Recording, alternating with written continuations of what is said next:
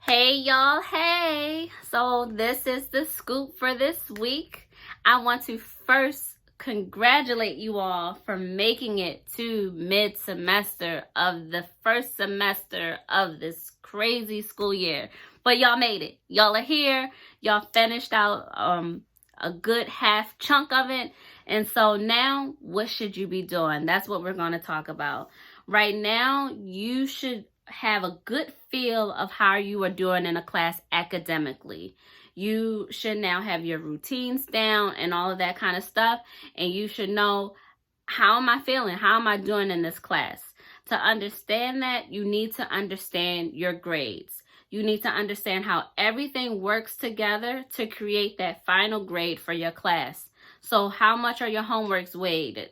How much are your tests weighted? How much is participation, classwork, whatever? You need to understand that. Then you need to make sure that in the platform that your professor uses, that your grades are up to date. Are there any assignments missing? Is there something that says you didn't turn it in and you know you turned it in? So make sure that that is up to date. Once that is up to date, make sure that it actually is what you thought you had. So does the grades match what you have received back from your professor? If you see any discrepancies, contact your professor immediately. This is the time to truly understand where you stand in the class. So if it doesn't make sense to you, do not feel bad. Contact them.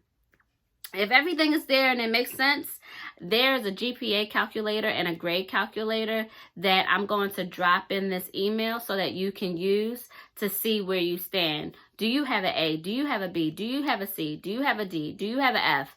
The calculator will be able to show you based on your assignments that you have already completed. You put that in, you put how much they are weighted, and then it calculates your grade.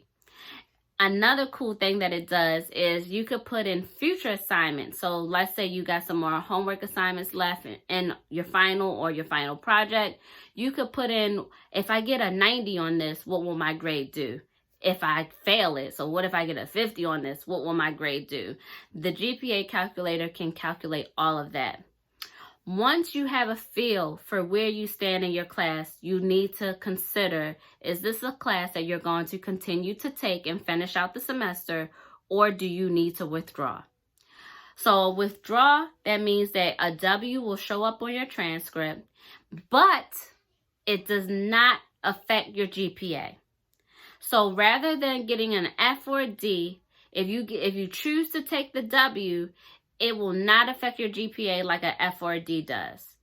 And so to do withdrawal, you have to go through your registrar's office to fill out a form to request to withdraw from a class. And there's a deadline for that. So you need to make sure that you check your school's academic calendar to see when the deadline is to withdraw from a class. There are some things that you need to consider if you're going to withdraw. If you've had a lot of W's already that you've taken, you may need to really talk to your professor and see, is there a way possible for you to even pass at this point? Because if you already taken a lot of W's, you don't want to take any more W's. And then you don't want to take any W's if you are on a scholarship and you have to have a minimum credit requirement. So if you are at 14 credits, you take the withdrawal, that will drop you down to 11 credits. If it's a 3-credit course, you may be under the requirement of credits and lose your scholarship. So those are 2 things that you really do need to consider if you're thinking about withdrawing. If you have any questions, as always, I am here for you to talk about it and talk out your options. And yeah, that's it.